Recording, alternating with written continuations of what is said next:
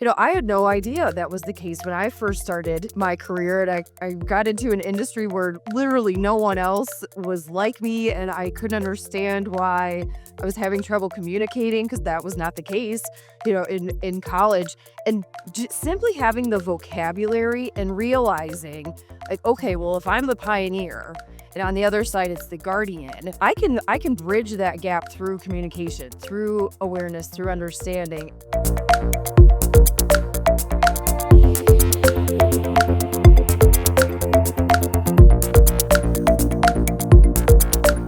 Welcome to the Leadership Laboratory, which is both a podcast and a community. My goal is to deliver valuable content that you can learn from and readily apply. And my hunch is that you are going to want to bring to life what you hear on today's episode. And when that is the case, be sure to stick around to the end so I can share with you just how to do that in our Leadership Lab community. I am so excited and honored to welcome today's guest. He is the kind of human you want to be around and you want to be like. He is just as warm and friendly as he is intelligent and strategic. He is generous with his time and talent, and he shares in our philosophy here at the Leadership Laboratory that leadership is an experiment. Ryan Castle is the co-founder of Level 10 Leaders, the only leadership system that's guaranteed to create momentum at every level, freeing you up to focus on what really matters. Through Level 10 Leaders, Ryan and his team have trained more than 3,000 leaders in over 250 organizations across the globe. Partnering closely with EOS implementers and fractional integrators, the system makes people leadership and LMS, which is leadership management and accountability, a known measurable outcome. All delivered, and get this, just 2 hours a month. And on a personal note, Ryan practically came out of the womb playing rugby as his roots run deep in a rugby-loving family, and he is equally at home holding court on the pickleball courts. I have evidence to suggest that he's just as effective with a paddle as he is with a leadership whiteboard. So get ready for a great conversation today. Welcome, Ryan. Well, Jamie, that is an incredible intro. Thank you so much, and absolutely delighted to be joining you in the Leadership Lab today.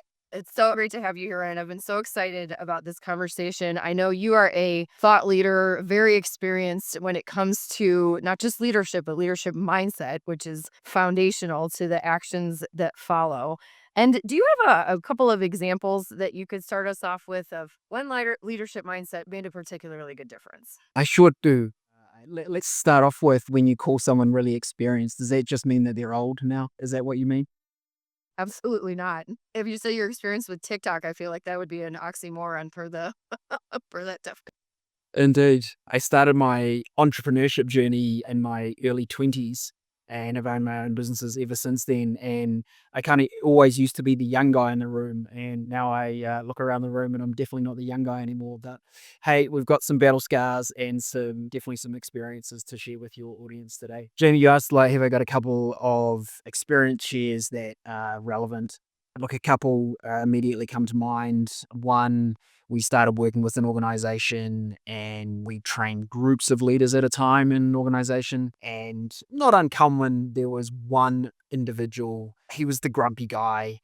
No one liked working with him. He was a blame game. It was always somebody else's fault. And it was a real challenge. And the organization were partly kind of giving him his last chance to earn is like, hey, we're going to give you these skills, but if we can't make them up, then we're going to have to make a different decision. And fast forward 12 months, having been through our full program journey, at the graduation ceremony, he actually wrote a poem to tell us not only how much the program had impacted his work life, but how much it had impacted his personal life as well. All the communication skills that he'd learned, he'd adapted and adopted with his, relationship with his wife and with his children. He said everything there was going so much better. Suddenly everyone in the organization liked collaborating with him. He was looking for solutions, not problems and blame. And I think it's those kind of things that make me so excited about running a business that does leadership training. As you see, Jamie, as well, we really do transform lives, and we can't take all the credit for that, but knowing that that's what we're going to be doing every day is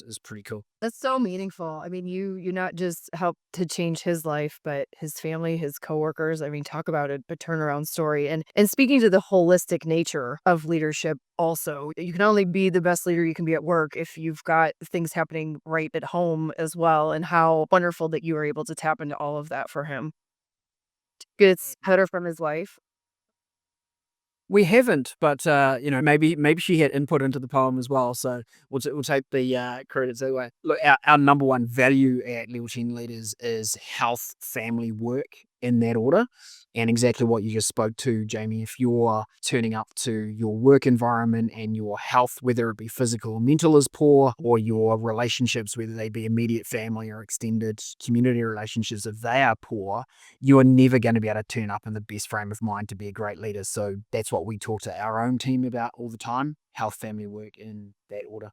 Did you have a second example for us too? Yeah, absolutely. A long-term client of ours, they're called Urgent Couriers. They were a delivery partner for HelloFresh. And we'd done work with their senior team. We'd trained a lot of their managers and supervisors, team leaders in the organization. And it came to be great preparation for a situation that hit them very hard in a good way. During the pandemic, being a delivery partner for HelloFresh, the demand for food box delivery obviously went through the roof. So their delivery numbers went from like 3,000 food boxes a week to 30,000 food boxes a week in the space of just a couple of weeks.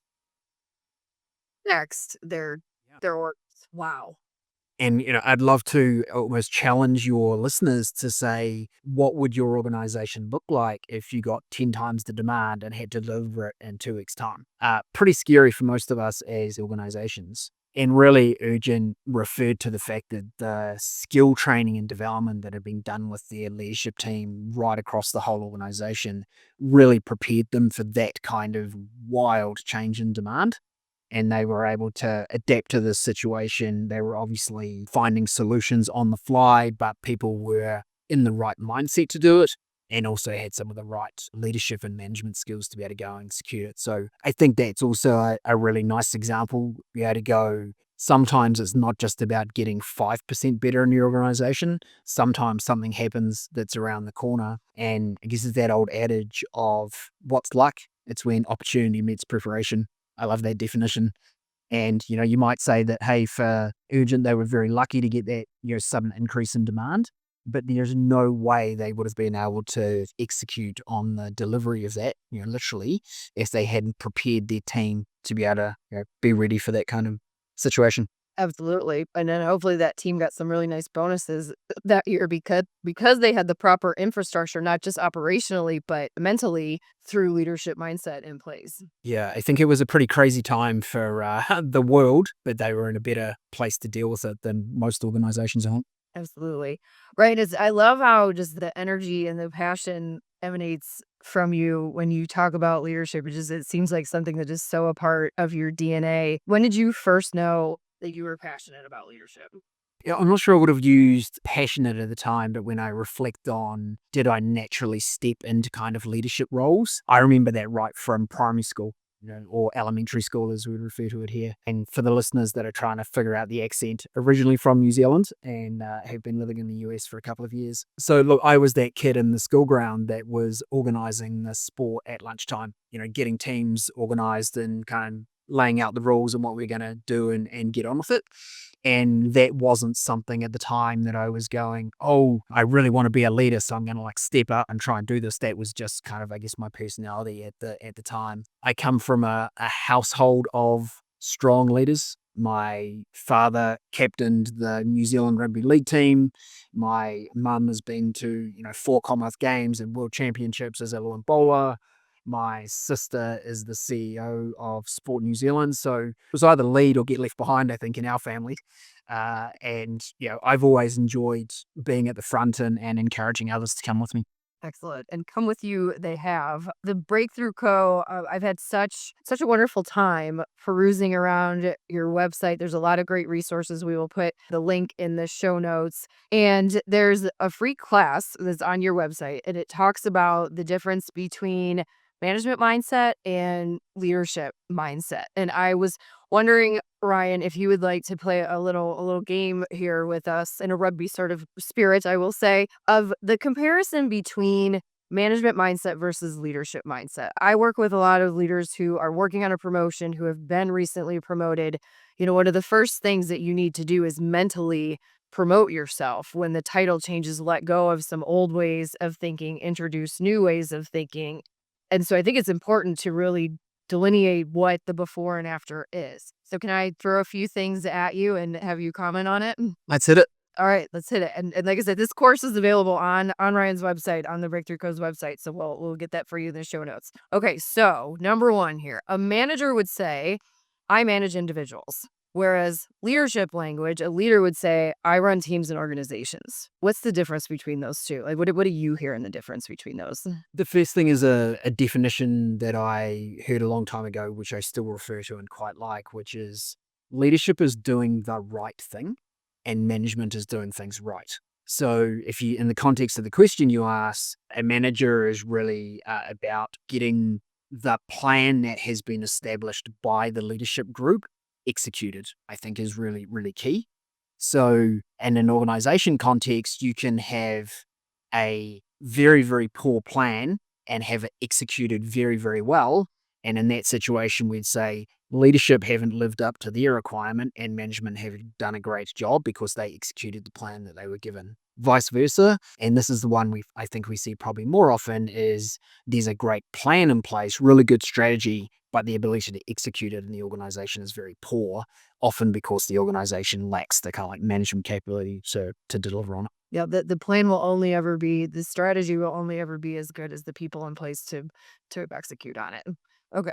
So I want to repeat that what you said, primary definition here, doing the right thing is leadership mindset versus doing things right. That's management mindset. Yeah, I think it is. And Jimmy, I should make a strong distinction here that no one gets to live in just leadership or just management. I think we're always on the continuum, and depending on your role, you will spend more time in one end of the continuum than the other. But I think it's a false economy for people to think I'm only a leader or I'm only a manager, because we have to deliver both of those skills in our roles. Absolutely. That makes a lot of sense. All right, are you ready for our next one? Let's go. Okay. A manager focuses on process. A leader focuses on direction. Yeah, and I think this probably dovetails pretty nicely into the conversation we just had, that process is about execution and doing that execution very well. Continually looking for ways that execution could be improved. Can that process be streamlined? We talk about standardize, streamline, and automate.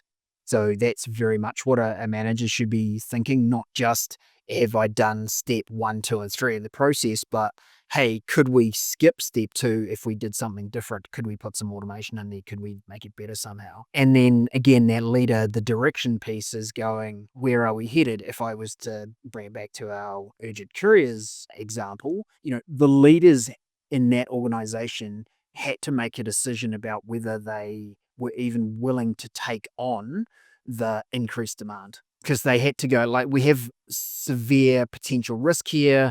They had delivery expectations contracted with HelloFresh.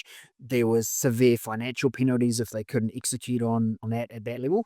So in that case, leadership had to go, are we prepared to step into this and go for that massive amount of new demand? And then they had to rely and give space to their managers to actually go and execute on it once they said yes. Give space. That's actually a good segue to the third one that we have here. Just to recap of what you said, there's standardize, streamline, automate, and then essentially like challenge the status quo. Don't just assume that the things that have been done are that's the way that we should do it in the future. Yeah. And then we hear a lot about working in the business versus on the business.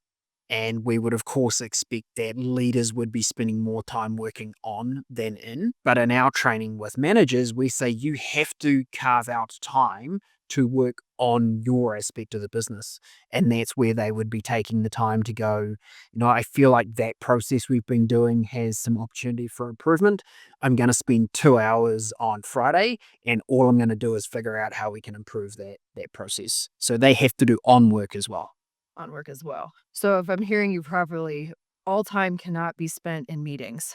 We need to have, and I believe that's the difference too between managers and leaders. And this is our third one here is a manager will help team members to upskill and support, whereas a leader will create space for others or even allow space. Yeah, so I think that is a good example when we're suggesting that managers need on time, we call it development time to actually work on the business. The leaders have to be willing to do that. They can't walk into the quiet space where the manager is doing, going like, "What have you just done for the last 2 hours? Was that productive? Did you get some more things out the door?" They have to be supportive of their managers to actually spend time to make things better and improve. And that's where leaders have got to give space to do those kind of things. I think there's also a necessity for leaders to allow others to grow. And, if leaders just take all the fun projects and go, "Oh, that's the fun one, I'll kind of do that, and then I'll just, give the outputs to someone else to execute," that doesn't give much growth space for anyone else. So one of my things I encourage to leaders is give up some of the good stuff. Give some of the good stuff to your team, to your other leaders in the organization. So one, they can enjoy it, and two, they get the opportunity to do some things that they can see really affects the outcomes in the organization. Yeah, far more motivating to work on something that's fun and exciting, that's got some wiggle room, that's got an area where you can play and a much more creative space for your brain in the meantime. Yeah. And Jamie, you just prompted me to think about another example I had. I was a very new university graduate. I was in my first job. I'd done postgrad in operations management. So I thought I knew a lot of stuff. I thought I was pretty awesome having just come out of university with this, flash piece of paper, and got asked to look at some improvements in the warehouse and thought I knew quite a lot because I had all this great theory and I'd read all the textbooks and all those kind of things. So sort of came up with some suggestions of what we could do. And then just before I presented that, I was like, "Oh, I haven't actually gone and talked to the people in the warehouse. Maybe I should go and talk to them." Their ideas for improvement were like 100 times better than mine. And no surprise, right? They didn't need a university degree. They were the ones that were living that process every single day.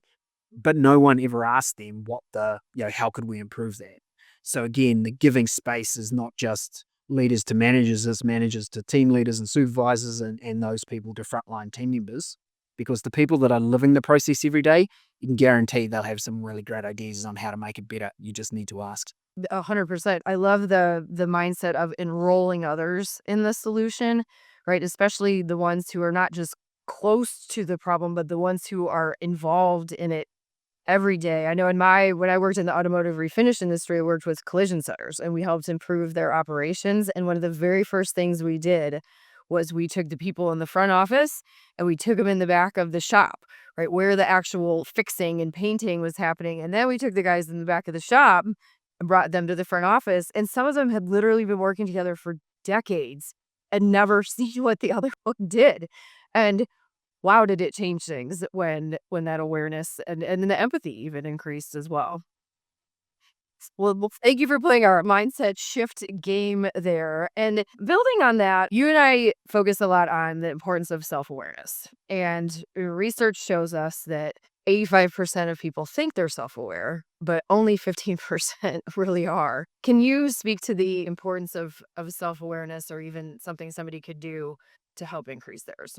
Indeed. We think it is the fundamental outcome of training as a manager and a leader. So we say we teach people skills, but they learn awareness. Awareness is the master skill, really. It is the ability to really ask the question of what's really going on here. If you're in a reactive mindset, lacking awareness, you tend to be, not surprisingly, very reactionary, telling people what to do, grabbing the next thing, not really stepping back and going, what's really going on here? What is the thing that we could do that would add the most value to the organization right now? Who else in the organization might we be able to bring in to help with this? You just don't ask good questions if you don't have good awareness. And I think a very explicit view of that is we have a module in our training called Work a Team. And it's really this getting an understanding that not everybody is like you. And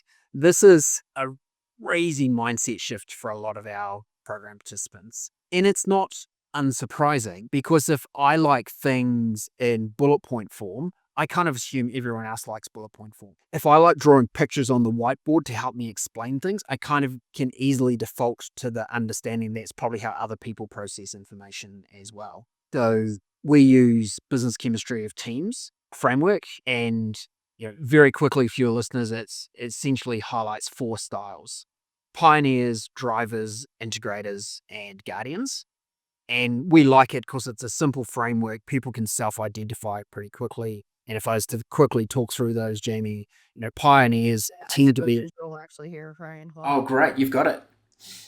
Do you want to explain it? I know, go for it. I figured it might come up. The model that I use is Merrill Reed's, and there's synonymous terms for each of these. So yes, please, yeah, please walk through it. Yeah, walk us sure. So pioneers often end up in leadership seats because they tend to be big picture thinkers. They're very future focused. They don't tend to get lost in detail, which can be a bad thing for them, but that's not their area of strength. The area is really literally seeing the future and going, let's go and try something out here. Drivers tend to be your people that are like, right, let's get some things done today, people.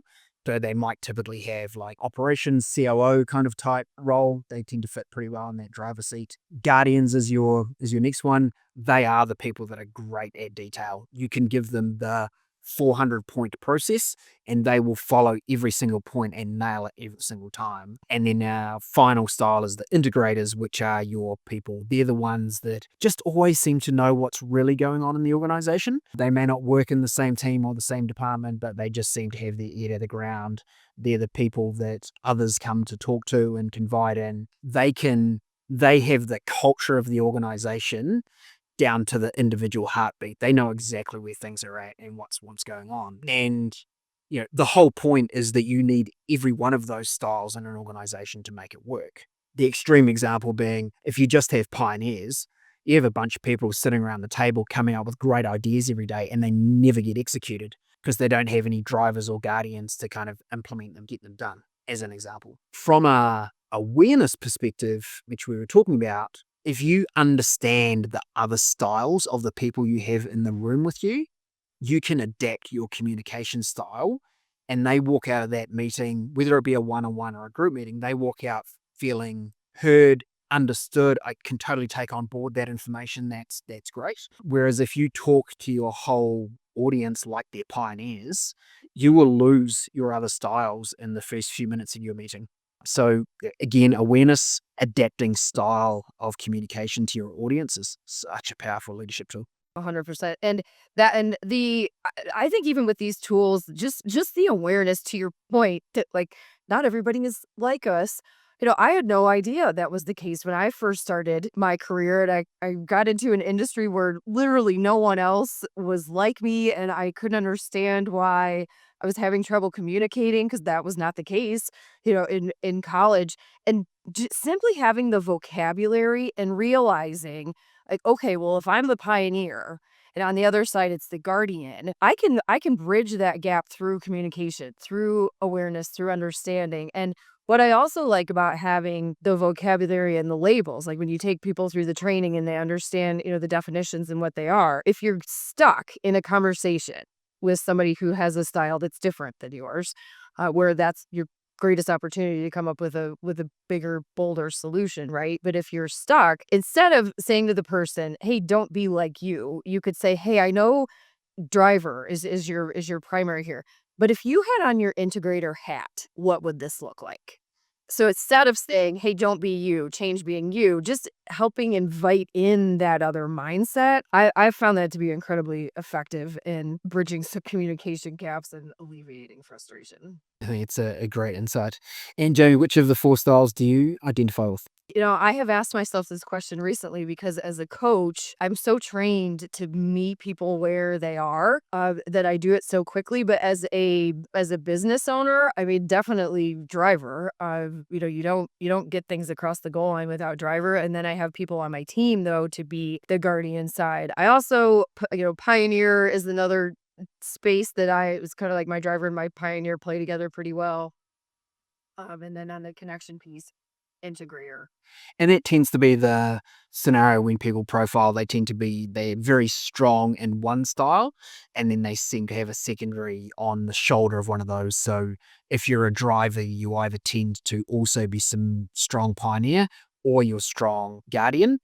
But because the pioneer and guardian are like opposites across the circle, if you see a diagram of the model, I would really question someone that presented as like pioneer as their primary and guardian as their secondary. That would be such a wild mix of personalities. I'd say, yeah, you've probably got some incredibly diverse brain matter going on to be able to do both those things really well. Yeah, absolutely. And which one do you most closely identify with? I have my prediction. I'll go and predict and I'll see if you're right. Well, it's similar. Like I think you know how to navigate with either the people you're surrounding yourself with. Like you said, you'll connect and do it well. But I definitely see you as that in the pioneer driver side of things as well. Yeah, spot on. I tend to be strongest in driver, and then pioneer is my secondary. So I need to walk into the team meeting on a Monday morning and remember to ask people how they are and did they have a nice weekend. That's something that doesn't come naturally to me. I'm just like, we've got the agenda, let's hit it, people. This kind of awareness allows me to, I think, be a better communicator because I'm aware of what's going on. I once worked for a very strong driver, and I walked into work on Monday morning, and he looked at me and he said, "What did you do this weekend, Jamie?" Like, just like that, with that tone in his voice, like I had robbed a bank or something. And I looked at him and I said, I smiled. I said, "Do you mean, what did you do this weekend, Jamie?" And he goes, "Yeah, isn't that what I said?" And I was like, "Well, those were the words you used, my friend, but that's not how it came out." So Yeah, yeah, gotta run it through the pioneer machine there for a second. for sure. With the self-awareness, I have to think that self-awareness and self-care are integrated. And Brian, you run a successful business. You are, I mean, my personal experience with you, you are reliable, you are responsive. You've replied to my emails sometimes so fast. I'm like, you are a unicorn. I don't know how you're doing that. I know you prioritize having stress-free energy. You always have a smile on your face. Can you tell us just what do you do to help manage stress and honor self-care as a successful business owner? Thanks. Certainly, my morning routine is a big part of my, I think, setting my day up for success. So I'm up early, I do some breathing and gratitude work, and then I tend to hit the gym and then go back, get sorted, get into work. And I know the days when I miss that routine, I'm not as good as I usually am. So I find that morning routines are really, really important one for me. I am an extrovert by nature. I love getting energy by being around other people. But like many of us these days, I also spend a lot of time now on in Zoom meetings and recording podcasts and doing those kind of things. So I often don't get the people contact that I used to when I was like in an office all day every day. So what I get by going to the gym in the morning is I get that people contact. I get to, catch up with all my gym buddies and gets, I guess, some of that good endorphin flow from the exercise and just find like that really sets me up in a good place. I'm also incredibly fortunate to have the world's best wife. She is just literally my number one supporter and she is open to me debriefing at the end of the day, whether it's been a great day or a challenging day. She can take that on board. She doesn't immediately move into fix it mode for me. She just hears me out and lets me have my little say, and then we can kind of take a walk around the block and then move into our evening together, and it's great. But yeah, look, I would never have achieved the things that I have without her support. A pretty good example of this is, hey, honey, I think we should go to America and expand the business over there. Are you up for that? And she's like, yeah, sure, let's go. So Wow, very fortunate. conversation. Indeed. But that's the nature of how supportive she is. All right. So morning routine, people contact to release those endorphins and then honor the extrovert and power teammate and your spouse. It sounds like you have a similar philosophy. Today is actually my 10-year wedding anniversary. And Thank you. We're going out to dinner this evening, so it's not all podcast recordings to read today. What a lovely way to spend 10-year anniversary. But we subscribe to the philosophy: do you want to be helped, heard, or hugged? So, like you said, your wife doesn't automatically go into fix it mode, and while the hugged you might have to think about from a professional standpoint. But I think that's a good philosophy to take into a work environment too. It would be that do you want me to fix this? Do you just need to talk it out, or can I just be here and support you? I like that one, Jamie. I'm gonna adopt that one myself. There you go. Helped, heard, or hugged.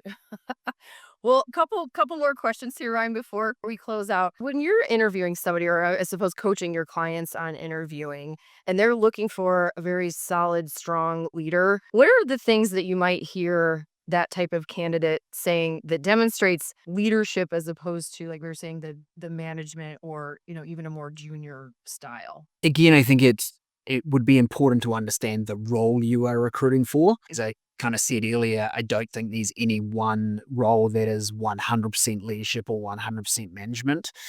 If you've got people leadership in your role, you will have to oscillate between leading and managing. Some roles more managing, some roles more leading. Let's say in this example, it's someone who is more of a more leadership role, so the balance is going to be more in leadership. I'd really be looking for them to share examples around, I don't know if you're familiar with the McKinsey 3 horizons scenario. They just kind of talk about these 3 different horizons that you have in business.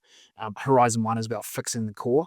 So it's often like, how do we just make today's business better? And then as you move out into Horizon 3, it's about building the new, but it's like things that might not come to fruition for years. In some industries, it's actually decades that, because of timelines to build massive capital projects and the like. I would be definitely, from a observing leadership capability, one thing I would be looking about whether they can look beyond the day to day and look further out into the future, and have them give examples of how they've helped in that identification of what needs to be done further out in the future, and then how they've shaped strategy and teams around them to be able to bring that plan into reality. I think that would be a significant one. I know it's not everybody's leadership style, but I'm certainly attuned to the humble aspect of a leader. If I'm sitting in a interview and a leader's taking claim for everything that got achieved, you're not our person.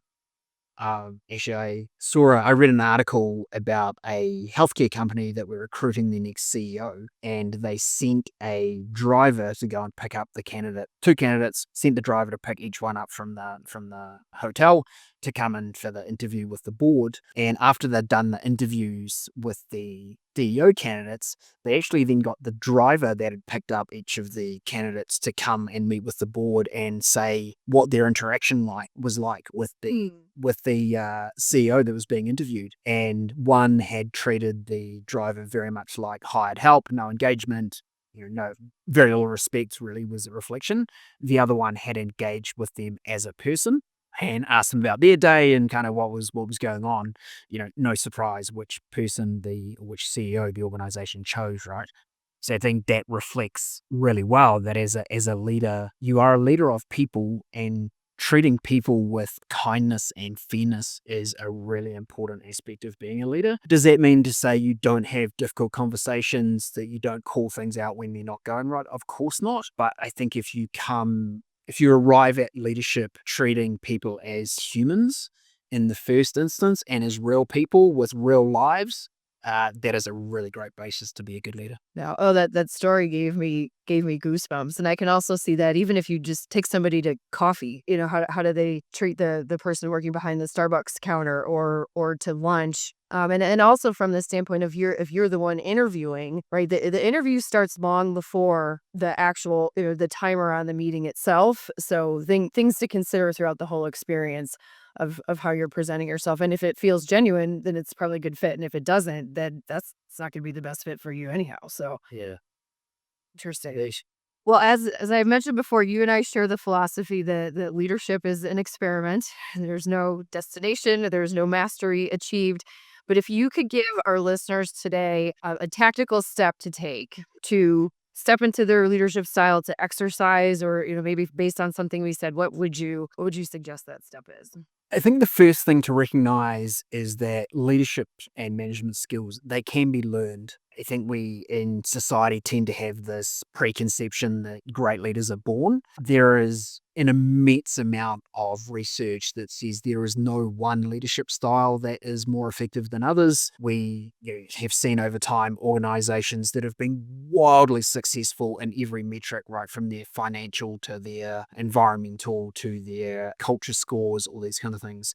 And some of those people or some of those organizations are led by very large personalities who really do enjoy the stage and probably what we tend to think of as the leadership kind of style. Many other of those organizations are run by comparison, quite quiet, introverted styles who, push others to the front. They might be great strategic and culture builders, but they're not the one that they feel needs to be at the front of the room to make it happen. So, firstly, I'd say, regardless of what you think your natural leadership style is, you can be a successful leader. Secondly, I think build the skills that you need, and these are skills that can be learned, and we know that because it's what we do all day every day. As a like really tactical thing, the very first thing we teach in our active mindset course, which is what we talked about right at the top of the show about moving into a leader's mindset, is just the mantra of pause,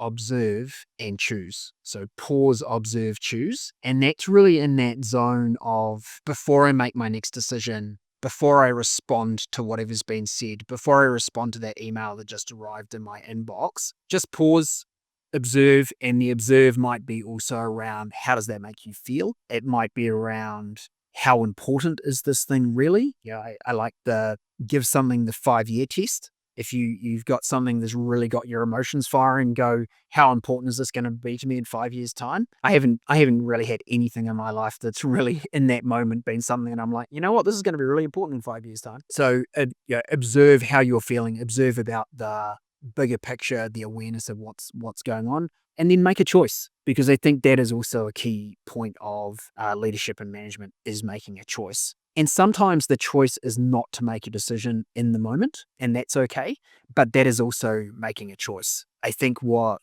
we observe with people that are around leaders is they do look to them for direction, right? And that's not to say they have to have all the answers all the time, but they are looking for direction. And it might be, hey, team, I just don't think we've got enough data here to make a really sound decision. What would it look like to get that data? Or I'm not the expert in the room on this thing. Jamie, you're the expert on this, so I'm going to defer to you in this instance. But I don't get that reflection of deferring from you if I haven't first paused and observed. So that would be my takeaway for your listeners. In the next situation you find yourself in, it only takes a couple of seconds just in your mind. Think, pause, observe, and choose. I love it. Pause, observe, choose. I hear an acronym in that, POC. I have a similar one called BAM, which we'll come back to in a future episode. And I can only think that in that pausing, that alone is a builder of self-awareness. Like that alone, permission to pause is creating space for self-awareness, which, as you mentioned before, is foundational to the rest of it. Well, Ryan, I know one of your favorite quotes is experience is what you get right after you need it. Is there anything that we haven't covered today that you would like to share with listeners or that you think is important to know about leadership mindset? Yeah, we've talked a lot about these are skills that can be learned, but fundamentally you need to be aware of the skill and then you need to go and apply it. I was chatting with someone on a podcast last week, and his reference was you can't become a great swimmer by watching swimming videos. Sooner or later, you have to get in the pool and start giving it a go. And that's what we build with our training. It was like, yes, we spend a small amount, 10% on the kind of the content. What is the skill we're trying to learn? But then the other 90% is application. Get in the pool and start swimming and see how it works. And it's going to be uncomfortable. You're not going to feel like an Olympic swimmer the first time you get in the pool. Same thing, you're not going to feel like a super polished leader. That said, when you've got the understanding of the skill you are applying, it builds confidence in you as a leader. And that's probably one of the words we hear the most as people go through our training is, I just feel so much more confident as a leader now. Because we tend to give our leaders a really rough ride by going, hey, you were great at the job. Now, Jamie, you're the leader tomorrow. Good luck with that. No training, no skill building, no nothing. Just like you've got the title, you've got hopefully the raise to get a bit more money in the door. But we tend to set our leaders up for failure by just kind of like throwing them in the deep end. I think that we can easily take a step in between by giving them some skill building and then have them jump in the deep end. They'll know how to swim a lot better. Yeah. And maybe have the life jacket or assist that you can throw from time to time. But yeah, that I have a little model bicycle behind us, which listening to you can't see, but for the same reason that you can't just whether it's you can't read a book about how to swim, you can't just read a book about how to ride a bike, you can't just read a book about how to lead. You've got to actually get out there and do it. Uh, Ryan, my expectations for this conversation were high, and you have blown them out of the water to continue to go with the swimming theme. Where can we find you, Ryan? And we're going to put the links that Ryan's going to share here in the show notes. Where can we find you? Great. Head to level10leaders.com. You find lots of resources and info about how we train leaders there. We're happy to connect on LinkedIn. Ryan Castle NZ is my handle there on LinkedIn. And Jamie would also like to offer your listeners a copy of our book called The Active Manager. So if your listeners are interested in that, we'll drop a link in the show notes for that, which will be lvl10.us/am book. But we'll get that into the show notes. So if people are interested in leading or observing what we see to be the 12 most fundamental skills of being a great manager, they can pick it up in the book there. Oh, Ryan, thank you so much. Your knowledge, your wisdom, your generosity. We are all very lucky for having spent this time with you. Thank you. And listeners, thank you for tuning in today. If you would like to bring today's conversation to life, as Ryan mentioned, come get uncomfortable in the leadership laboratory with us so that you can be published when you get to work. The leadership mindset topic is actually coming up in the lab in October. I promise you will not leave this the same on the other side. So go to jamiemckinney.com/lab. Use promo code podcast for $100 off of your annual membership. Thank you for tuning in to today's episode. If you could take one action before you close out today, please like, share, subscribe, or leave a review. That would sure mean a lot to me. I'd love to hear from you. And until next time, keep experimenting, keep growing, and focus on progress over perfection.